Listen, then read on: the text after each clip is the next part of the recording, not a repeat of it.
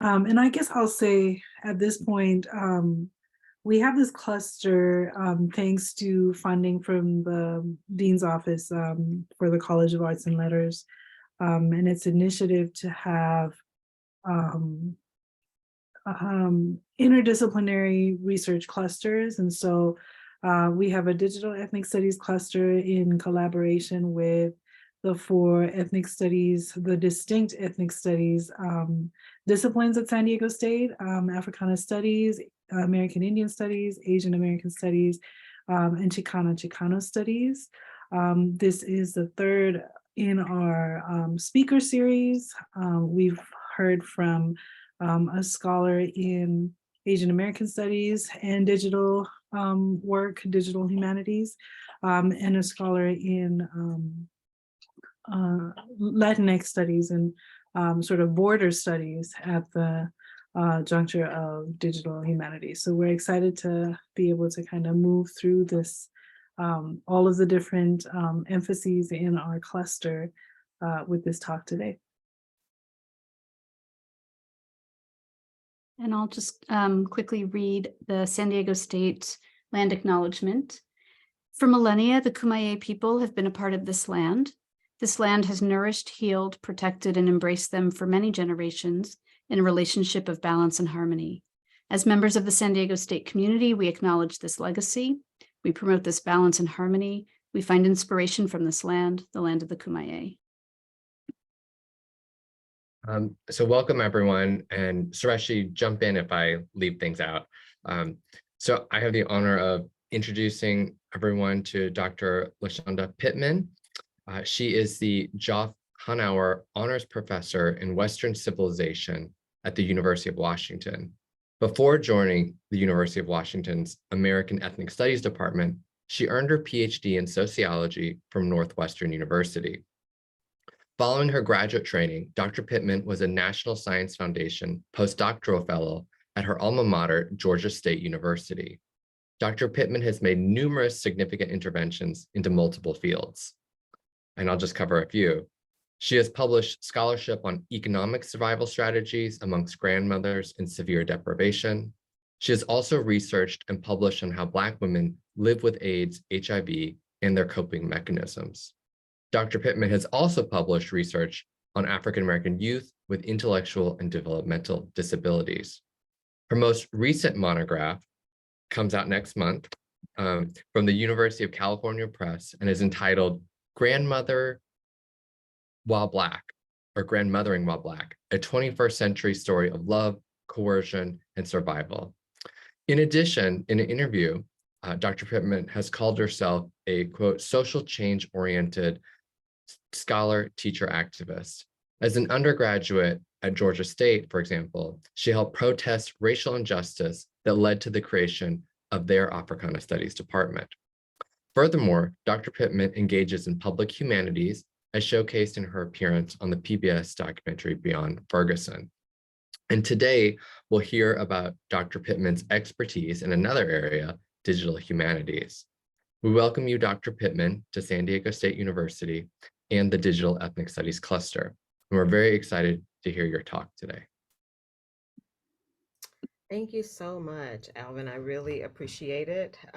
Thank you so much for the invitation and for inviting me to talk about a topic that's really near and dear to my heart. So thank you so much for coordinating this series and for everyone else who has been involved. Thank you. So I will share my screen. Let's see. Okay. All right.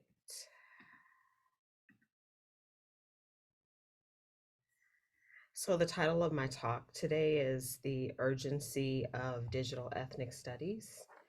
I'm gonna turn on my timer real quick just so that I can make sure that I don't go over.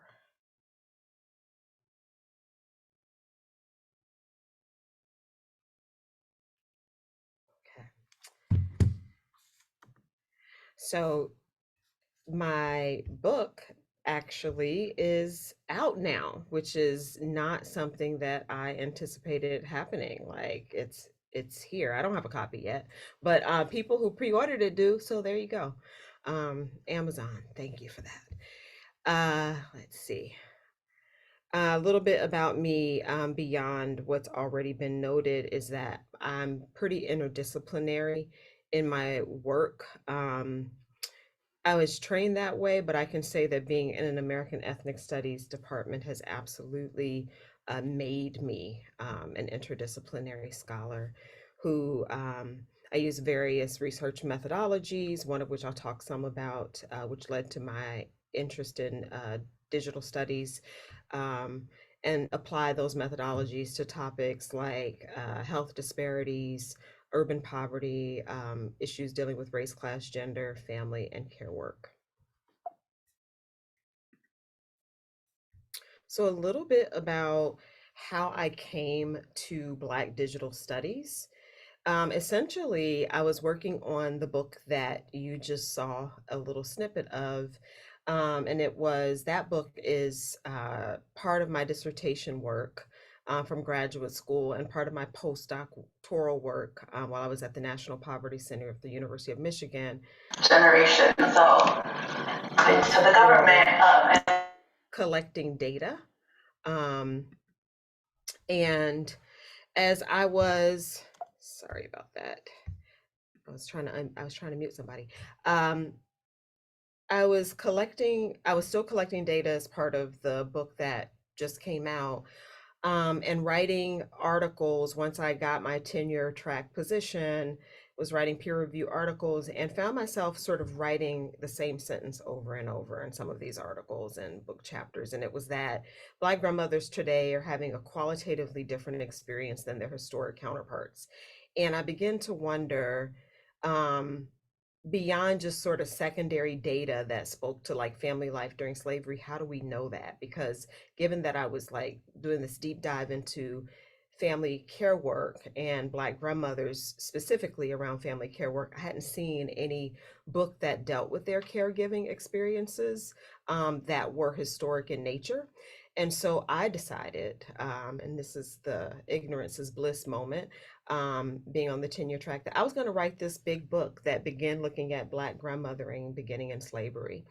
And so applied for some funding, got funding, and then started doing this really deep dive into every source of digitized primary data available to empirically examine the caregiving experiences of Black grandmothers during slavery, the Reconstruction era, the Jim Crow era, and the Great Migration.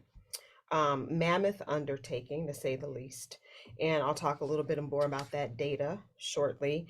I use Deduce, this cloud-based mixed method software, to recover the stories of Black grandmothering during these time periods, because all of this digitized data and these oral narratives, significantly important, come with pros and cons, and yet none of them explicitly went into trying to understand grandmothering. So I kind of felt a little bit like an archaeologist, like I was excavating these stories from these narratives, and it was quite an amazing endeavor, to say the least.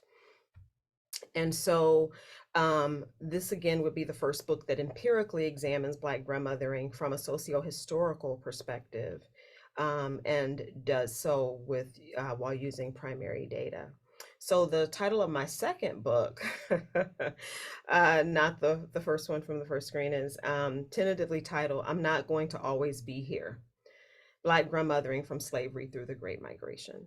And so as I was reading these narratives, you know, the stories were so shocking. Part of what was sort of starting to ruminate was that, oh God, these stories need to be out in the world, right? Like beyond an academic book. And so that was sort of one seed that got planted. I used some of the data from that undertaking to publish a couple of pieces, one with a group of students that I mentored here at the University of Washington. It's a book chapter that is in a forthcoming edited volume on mother work in the times of the Black Lives Matter. And it's titled "Mothering During Jim Crow: Using the Reproductive Justice Framework to Understand Black Motherhood During Legalized Racism." And so, I mean, again, this was an incredibly rich data set that I built using all of these narratives. And then the second piece, understanding reproductive health disparities across the life course among Black women living through Jim Crow. And so those were two pieces that I've done quite a bit of work on, and have a couple of more that are underway. So that seed that was being planted around sort of these are stories that need to be out in the world was kind of there.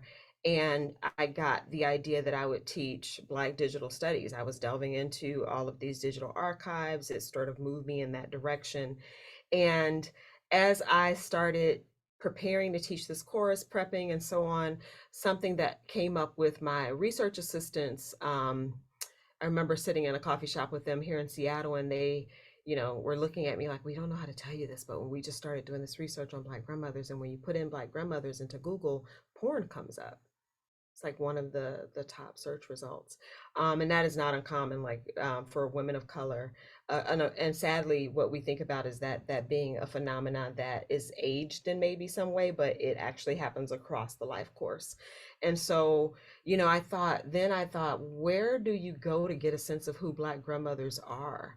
Beyond sort of how they tend to be caricaturized more than grandmothers from other racial ethnic groups. And lo and behold, that emerged into the first digital archive that captures the voices and stories of Black grandmothers and challenges stereotypes about them. So I created Real Black Grandmothers. Two things that initially it was create a space in an archive that does this work of providing a firsthand look into who these women are from their own and their grandchildren's perspectives. And as it has evolved, and I've evolved and taught Black digital studies, over several years now, there are two things that I'm sort of at work on next. And one is to sort of hone in on unique aspects of grandmothering that Black women experience, like their increased likelihood of having to deal with the criminal and child welfare systems, their increased likelihood of experiencing health disparities, of living in poverty, and of raising grandchildren in skip generation households. And so those are things that are unique to their experience. And again, not to say that other grandparents, grandmothers don't deal with those issues, but African American and American Indian, Alaskan Native grandmothers tend to be very hard hit by those realities. And the second thing that I plan to do is I come back to that bigger book project, which now is a little more contained because it's slavery through the Great Migration versus slavery through the present, is to add some of this historical material to the archive. In 2020, I applied for and was awarded a course development grant through our new data science minor here at the University of Washington, and started and worked on tailoring my class more to think about data and not just sort of archives, but sort of getting underneath the archive to get to the data piece. And so this course is now considered part of the data science minor. It's the #1 class taken by students in that minor. And I am now on the curriculum committee for our data science minor.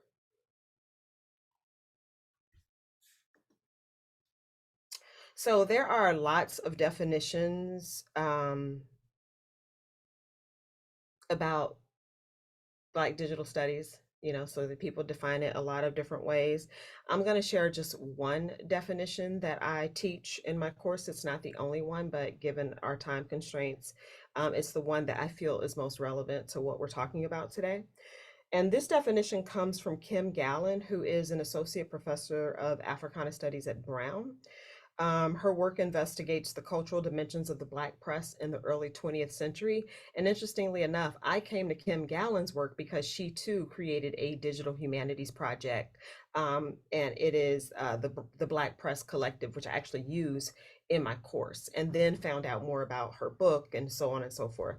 Her first book, Pleasure in the News, African American Readership and Sexuality in the Press, argues that African American newspapers fostered Black sexual expression, agency, and identity in the first half of the 20th century. Students love this book.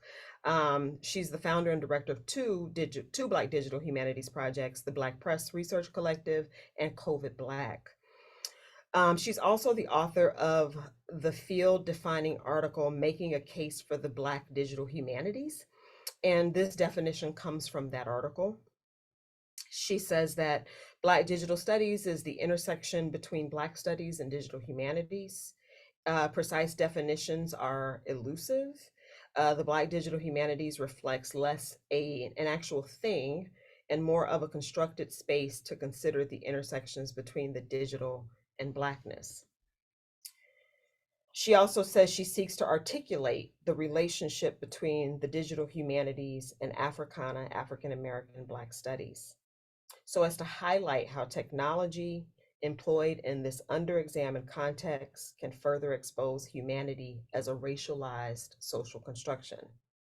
She seeks to set in motion a discussion of the Black digital humanities by drawing attention to the technology of recovery that undergirds Black digital scholarship, showing how it fills the apertures between Black studies and digital humanities. And I just, swoon when I see that's just like one of the best sentences ever. I'm just saying. The Black digital humanities helps to unmask the racialized systems of power at work and how we understand the digital humanities as a field and utilize its associated techniques. And so I actually talk a lot about her concept of the technology of recovery, because the work of, she says here, Black studies is this sort of process of recovery, right? Recovering and restoring the humanity of Black people lost and stolen through systematic global racialization. And so much about the digital humanities also does that recovery work. And so I just think it really is this really wonderful concept that goes between those two fields of study. And I'll finish with a quote that she uses that I think is great. I'd argue that any connection between humanity and the digital therefore requires an investigation into how computational processes might reinforce the notion of a humanity developed out of racialized systems, even as they foster efforts to assemble or otherwise build alternative human modalities. This tension is enacted through what I call technology of recovery, characterized by efforts to bring forth the full humanity of marginalized people through the use of digital platforms and tools.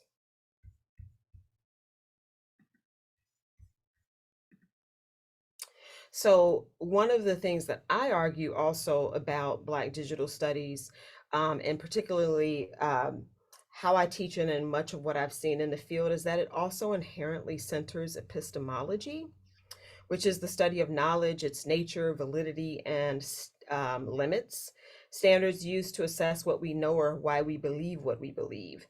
And so I do so in my class. I really center epistemology in my class. Part of my emphasis on epistemology includes interrogating the data used to create knowledge. So I share both this notion of the technology of recovery, but also another, not a concept, but a quote that I come back to over and over again in this class, is one by Dr. Rolf Trio, who was a professor of anthropology and social sciences at the University of Chicago. He says, and this is from his book, Silencing the Past, Power, and the Production of History. He says, silences enter the process of historical production at 4 critical moments. The moment of fact creation, so the making of the sources. So, you can read that as the making of data even. The moment of fact assembly, the making of the archives. The moment of fact retrieval, the making of the narratives. And the moment of retrospective significance, the making of history in the final instance. So in my class, we examine the ways in which particular voices and narratives have been privileged, amplified, mined, and exploited in the creation of knowledge about African American experiences. We examine the voices that have been silenced and how African Americans construct knowledge about our own experiences and the data and sources that we and others use to do so, beginning in slavery through today.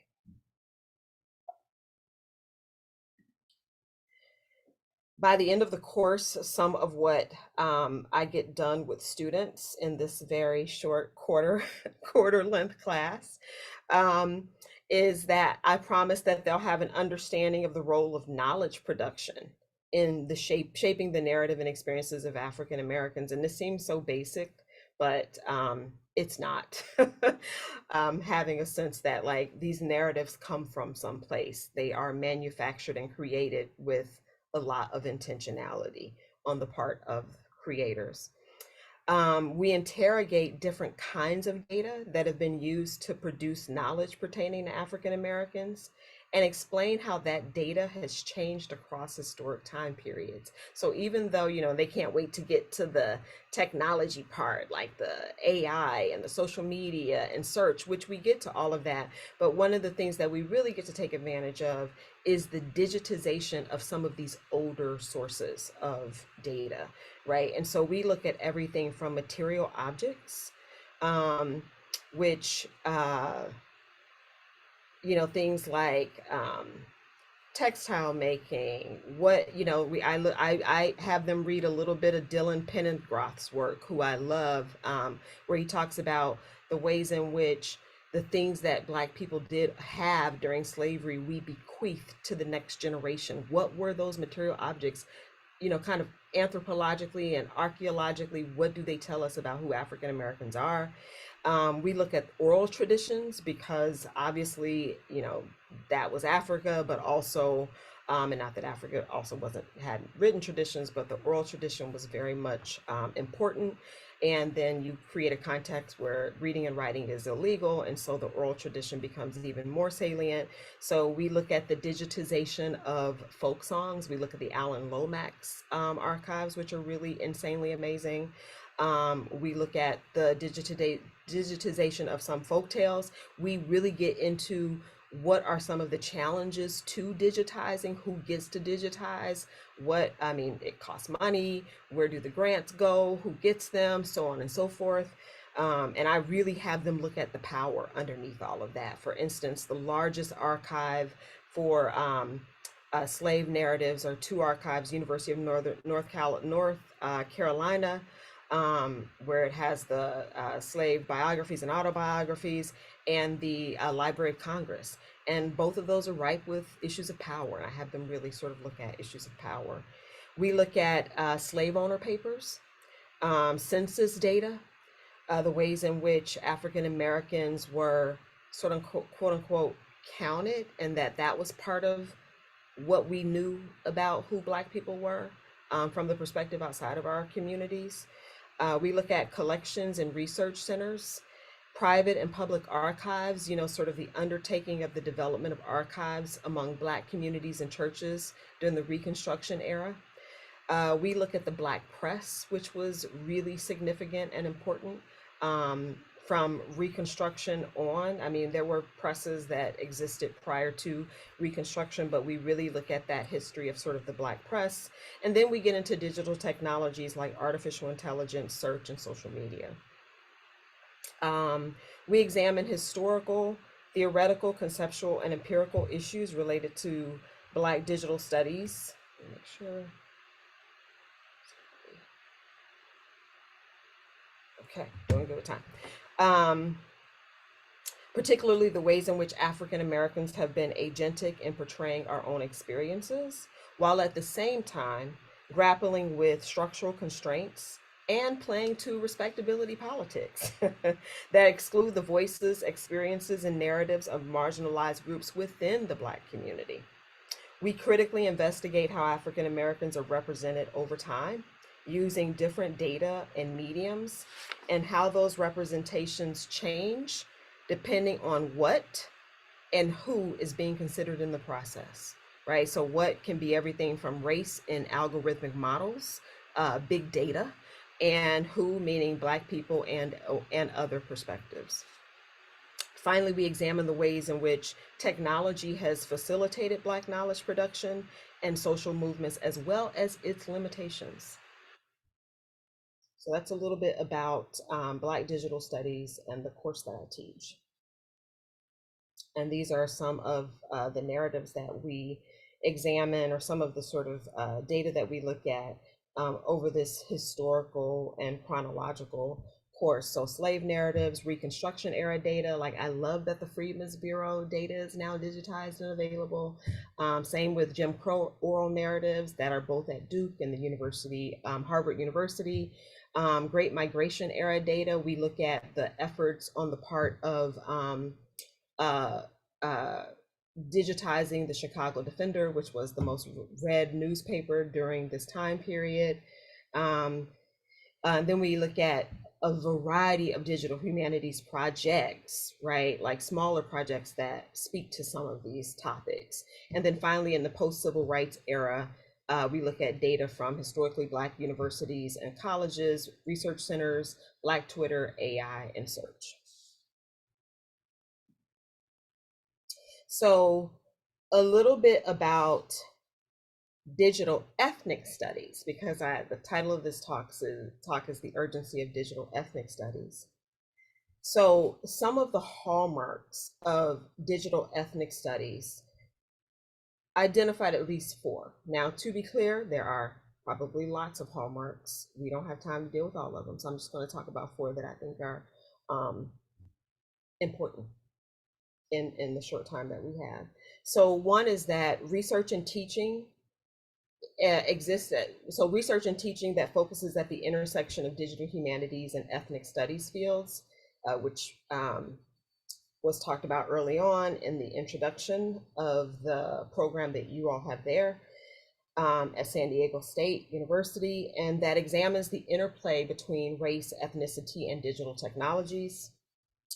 And importantly, it's also more than just about teaching and research, not surprisingly, because so many of the critical theories that undergird our work as people of color tend to be active oriented. So like, you know, it involves being in communication and in community with our communities.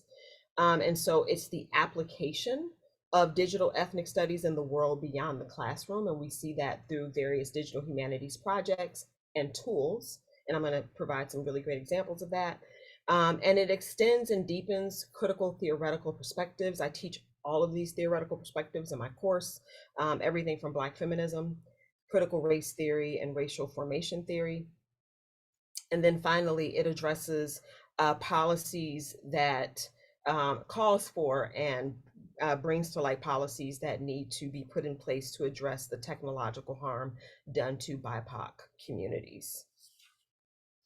And I also want to note that while this is not an exhaustive list of hallmarks of digital ethnic studies, there's often overlap among these defining features. So I want to say that at the outset also. It's hard to put things into buckets, but you kind of got to organize things. So a little bit about research and teaching in terms of digital ethnic studies. So some really good examples that I found, and again, this is in no way an exhaustive list, but I also learned a lot putting this talk together, by the way. I was like, ooh, this is great. Things that I haven't had a chance to kind of refresh my own course. And I was just like, oh, I got to use this next time I teach, which is in the fall. So one really good example is a newer consortium, the Digital Ethnic Futures Consortium. It's a national consortium of digital ethnic studies practitioners led by Rupika Risam, who's at Salem State University, Sonia Donaldson, Jamila Mora-Piwu, Tanisha Taylor, whose work I teach, and Kasia Valens. Through events, professional development, networking opportunities, and re-granting programs, they work with faculty, librarians, and students who are undertaking research and teaching at the intersections of digital humanities and ethnic studies fields. I mean, this just couldn't be a better example of like a big project that seeks to fill a really important gap with training more and more of us to do this work. In 2021, they were given a $3 million grant from the Andrew Mellon Foundation. And part of what they're doing with that grant, again, a lot of training of next generation of scholars, researchers who are doing this work, including coordinating with national and cross-institutional work to provide mentorship on developing digital ethnic studies curriculum for regional public universities that are Hispanic serving institutions, minority serving institutions, HBCUs, and tribal colleges and universities. A really big undertaking. They promote collaboration, knowledge mobilization, and exchange at the nexus of digital humanities and ethnic studies fields. And what else will I say about them? They are working to expand capacity beyond the 4 founding partner institutions by offering, and I'm going to share an example of this later, re-granted funds and mentorship for course and curriculum to development to faculty and librarians at regional public universities. So I think that's a really great example of research and teaching digital ethnic studies. Another one is the Digital Studies Institute, which is founded and directed by Lisa Nakamura at University of Michigan. It's a center for research and dialogue where faculty, students, and visitors focus their inquiry on technology, digital culture, and social justice. So I think that's another really good example of research and teaching in the field. And then there are way too many classes to list, but I'm going to just share 2 classes that I think actually really blend research and teaching together well, which is not necessarily an easy thing to do, and many of us don't have the ability to do because of the demands of teaching and so on. And so these are 2 really good examples. One is Genevieve Carpio's race and digital course at UCLA. And I highlight her course because out of that course, she actually wrote an article titled Toward a Digital Ethnic Studies, Race, Technology in the Classroom in 2018, published by the American Quarterly. She was inspired to create the course because while many universities provide students, and these are her words, with on-campus access to computers and wireless internet, there's still an uneven levels of training and production of new media resources by students of color. And it's this sort of uneven and precariousness for digital technologies and literacy that made her want to teach this course. So she designed it in 2016 to address the digital divide with 3 goals: engaging American studies and ethnic studies in an interdisciplinary conversation about the ways racial formation is embedded in 21st century technologies, building students' digital literacy through new media training, and producing online content for a diverse public audience concerned with questions of race and ethnicity. So really amazing work. And then I'm giving you the example of someone whose work I teach. Amy Earhart and Tanisha Taylor wrote a piece called Pedagogies of Race, Digital Humanities in the Age of Ferguson. And they created an archive in one of their digital humanities classes called White Violence, Black Resistance, where they digitize and interpret historical moments of racial conflict and continued racial violence spanning from 1868 Milliken, Texas to 2014 Ferguson, Missouri, and apply an activist model of grassroots recovery. So really neat work. And I was looking at, saw that Tanisha Taylor was part of the new Digital Ethnic Futures Consortium. And I was like, "Ooh, good for her." Reading her work earlier on and then seeing her evolve in this field is really amazing. She's now at Texas Southern. And one of the things that they do in this work, which I think is also really important and has the students kind of go, huh, we hadn't really thought about that, is they expose power differentials based on where they both teach. And so Earhart was a professor at Texas A&M, and at the time, Taylor was a professor at Prairie View A&M University, and they talk about power differences between the amount of care, money, attention that goes into even preserving archival material, the access to technology to do this work, and then even just the funding to present the findings that came out of this work. So I think that's really important work also. Let's see. Okay. So when I think about the application of digital ethnic studies, again, the list could be, you know, pages upon pages, I think, and just to choose a few that I think really capture this and that are relevant to our conversation. So I'll just start by saying that this list could go on for pages and pages, and somebody has compiled some of this. Ruha Benjamin actually has a list of resources that is, I think, really helpful. I have students use her site all the time for some of the assignments that I provide, have them do in my class. And there's a list for students and educators, tech and social justice initiatives, one that deals with accountability, fairness, and transparency initiatives, statements, and then a list of institutes and centers. Benjamin also has the Ida B. Wells Justice Data Lab, which brings together students, educators, activists, and artists to develop a critical and creative approach to data conception, production, and circulation. The aim is to rethink and retool the relationship between stories and statistics, power and technology, data and justice.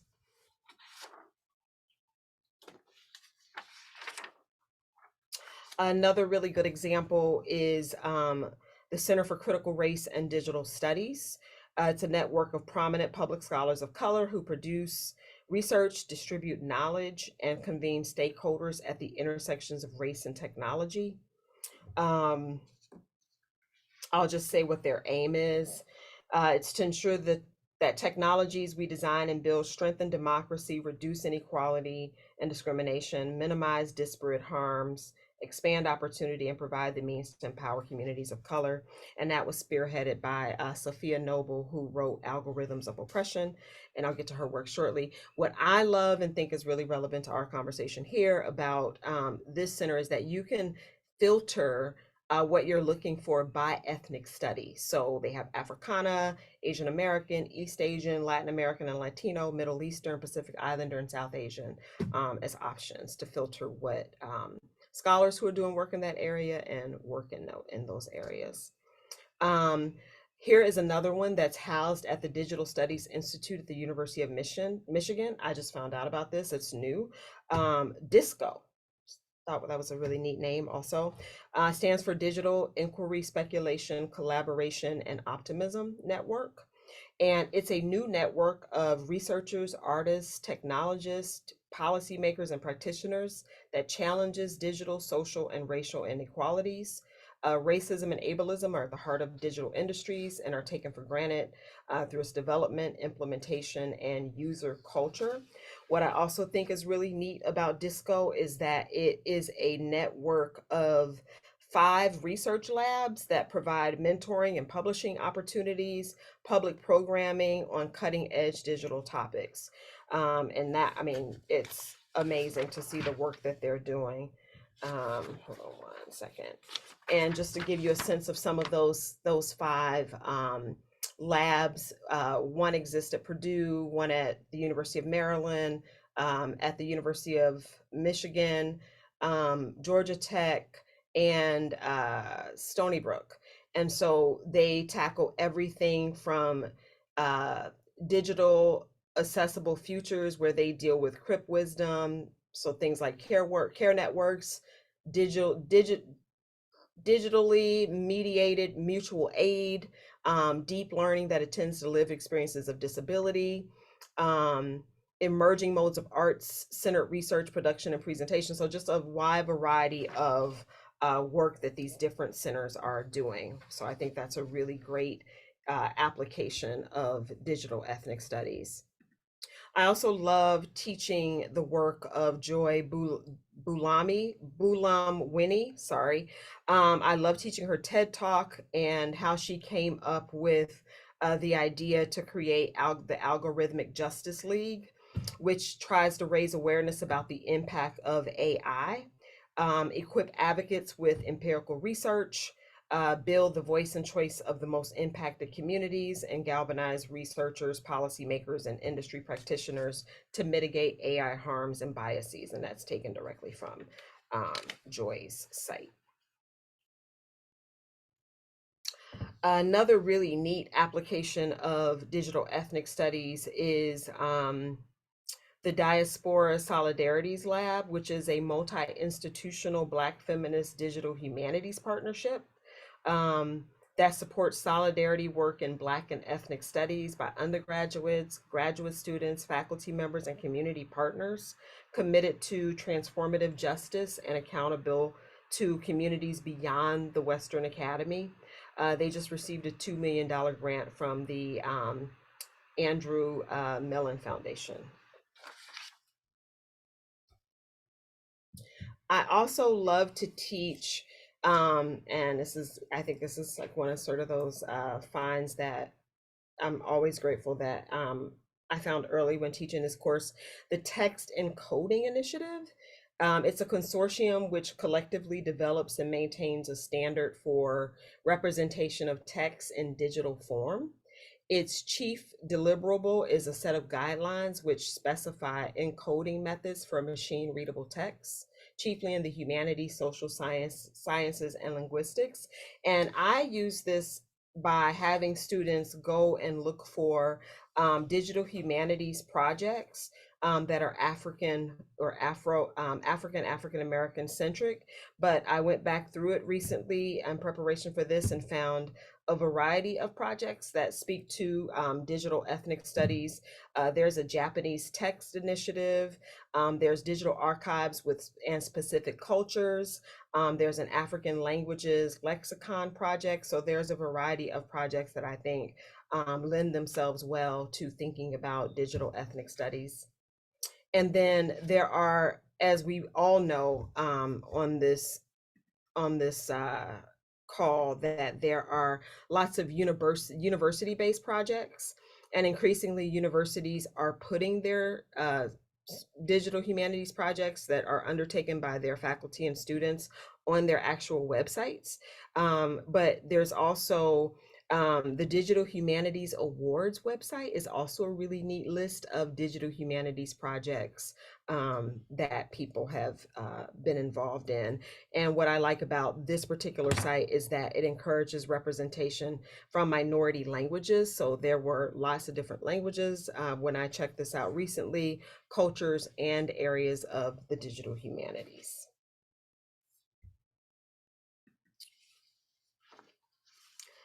And then I'll say that another hallmark again of digital ethnic studies is that it extends and deepens critical theoretical perspectives. Again, super exhaustive list. Some that came to mind as I was putting this together is Moya Bailey's book, Misogynoir: Transform Black Women's Digital Resistance, is informed by intersectionality, and her term misogynoir took off and gained a lot of traction. And one of the things that I'll say that is really relevant to what we're talking about is that, yes, it went viral, so that's relevant. But also, she shows in her book the ways in which Black women actively reimagine the world by engaging in powerful forms of digital resistance at a time when anti-Black misogyny is thriving on social media. So I think her work is really neat and builds on this intersectional framework. Sophia Noble's Algorithms of Oppression: How Search Engines Reinforce Racism is informed by both Black feminist and racial formation theories. Sure, a lot of us have read that important work.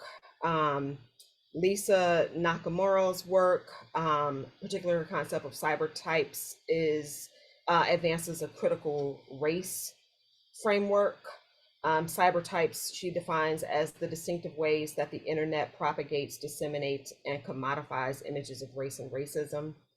As is Jesse Daniels' focus on cyber racism, which describes the way that digital technologies facilitate expressions of racism, specifically hate speech, in her book, Cyber Racism, White Supremacy Online, and the New Attack on Civil Rights.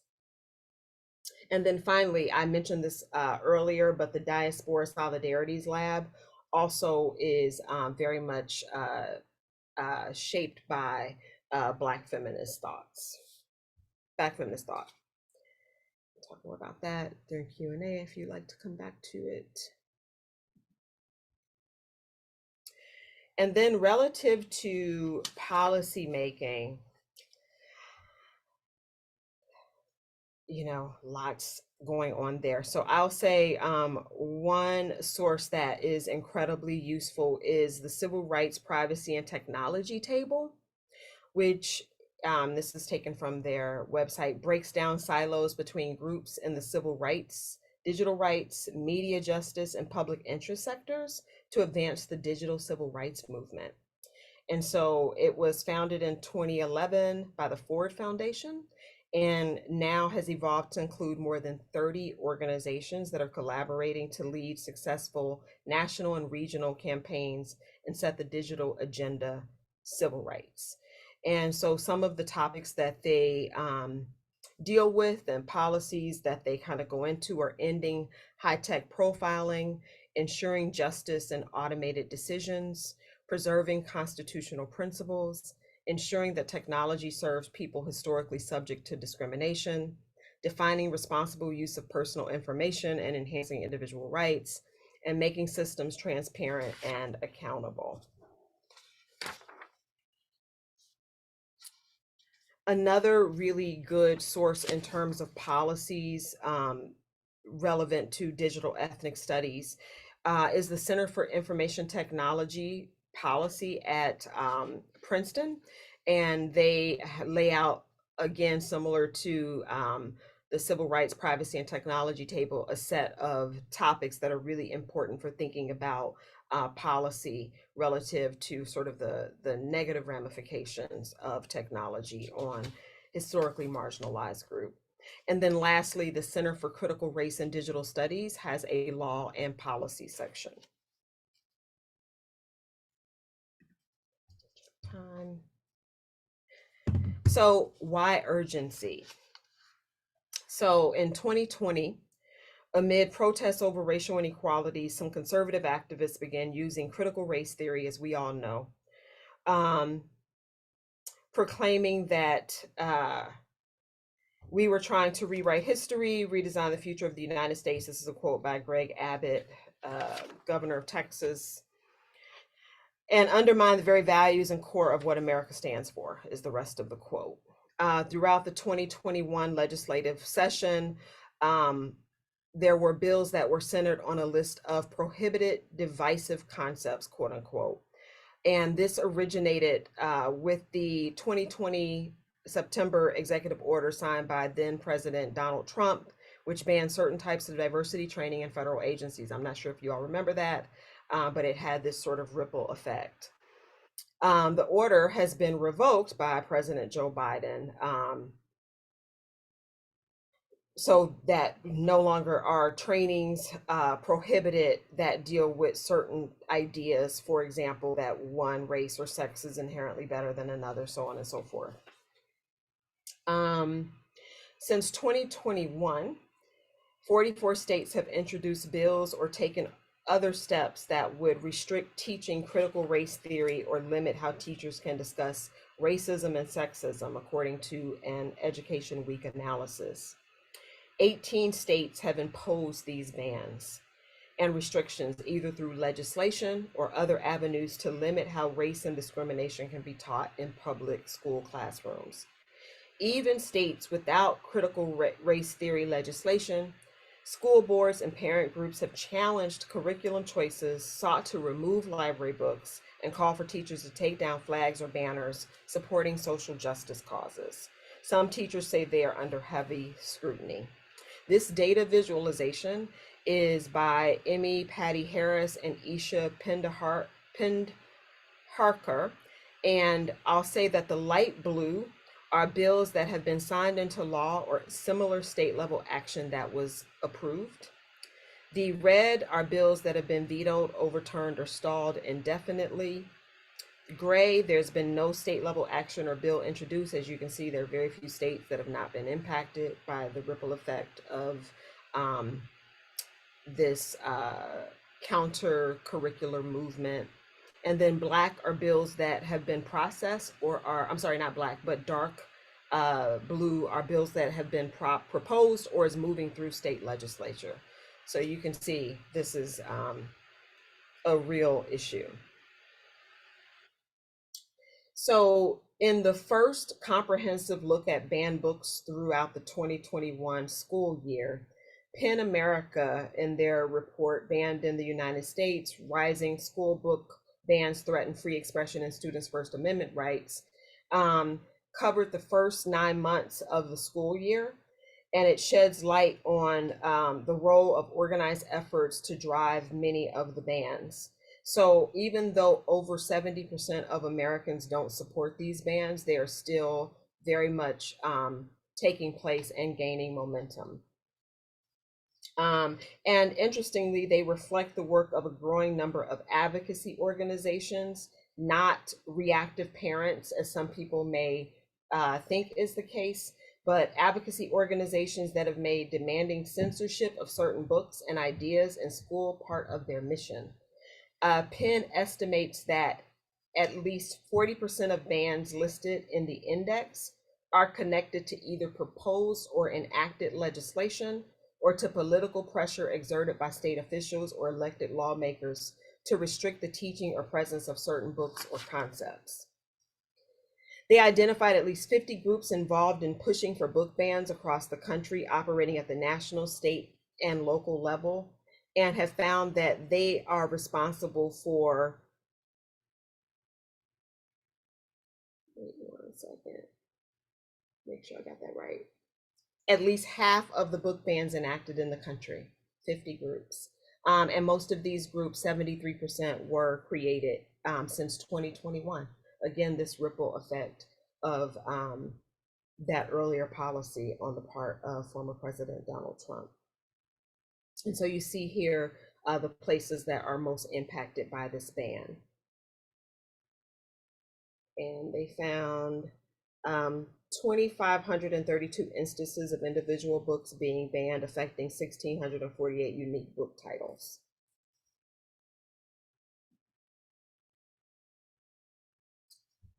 Subject matters that are most likely to be banned, the 41% books that explicitly address LGBTQ plus themes or have a protagonist or prominent secondary character that is LGBTQ plus, and then 40% contain protagonists or prominent secondary characters of color, right? And so this is again as early as 2022. These bans have occurred in 138 school districts in 32 states, and these districts represent 5,049 schools with combined enrollment of nearly 4 million students.